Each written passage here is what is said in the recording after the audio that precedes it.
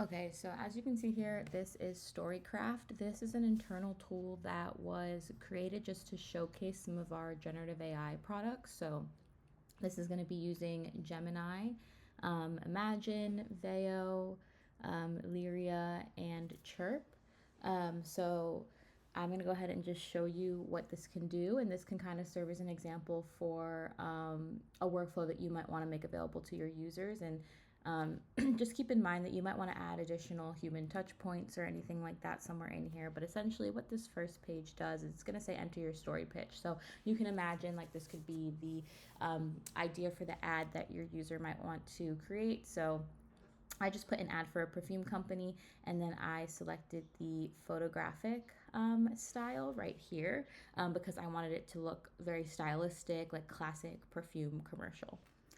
So then you can go ahead and click generate scenario with Gemini 2.5 Flash. That's going to use Gemini to create a scenario and also your characters, your setting, and what type of music it might be. So the scenario it created obviously, I was very vague in the ad description, so it kind of had to fill in a lot of blanks here. So it's basically generating all of this from scratch. Obviously, you could have something in there where you provide a little bit more context, you prompt the users to add more detail. Maybe it's using some of their company stock photos, etc. So you can see what it says here for the scenario. It defines two characters, Alara and a passerby who is a well-dressed man. It gives the settings of where some of the clips might take place, and then also what the music might be. So you can go in here and you can edit most of this. So you could edit kind of what you want this man to be, etc. So think about, having some of those edits going there.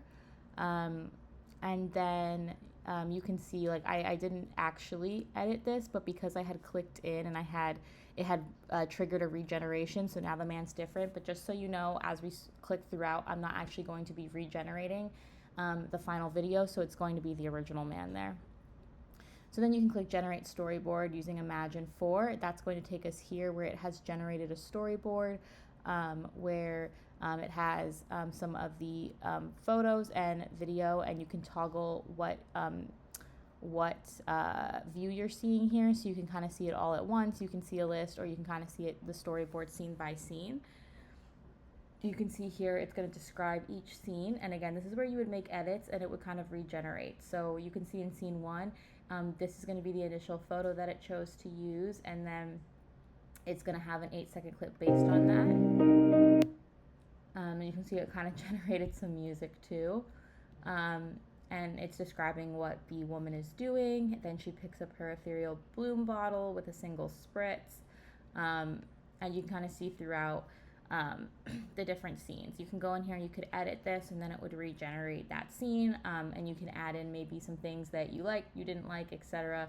And then obviously, again, these are the different views that you can look at it through. These would be the initial photos that were generated that the videos are created from. So if you're happy here and you like what's going on, then you could click generate videos with Veo 3.0, which would take us here to the editor. And again, this is just a very simple mock-up that was made as an internal tool for us to just kind of highlight how you can use our generative products all together to come up with something like this. So you might want to change this a little bit. This is not necessarily a working editor. You can't do much in here except for move some things around and add voiceovers and music. So you might want to look into that if you want something a little bit more robust. But I'll go ahead and play this initial video so you can just kind of see.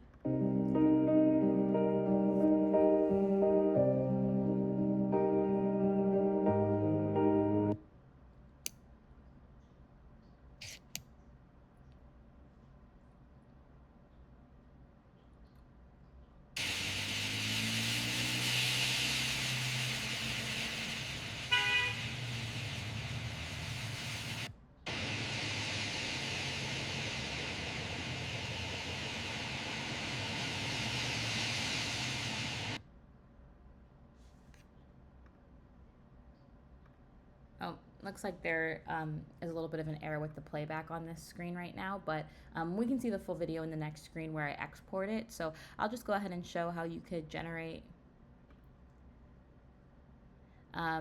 voiceover with chirps. You can go ahead and look here. You can see you can pick from a number of our different voices within Chirp. If you wanted to generate a voiceover, you would select that and click generate voiceover. And then if you wanted to generate music with Lyria, you could click that option, and then you can see here the music description. And you could edit this and add whatever you wanted and click generate music. Once you're happy with this, you would export the movie, and then you can see it here. I'll just go ahead and start from kind of where we left off.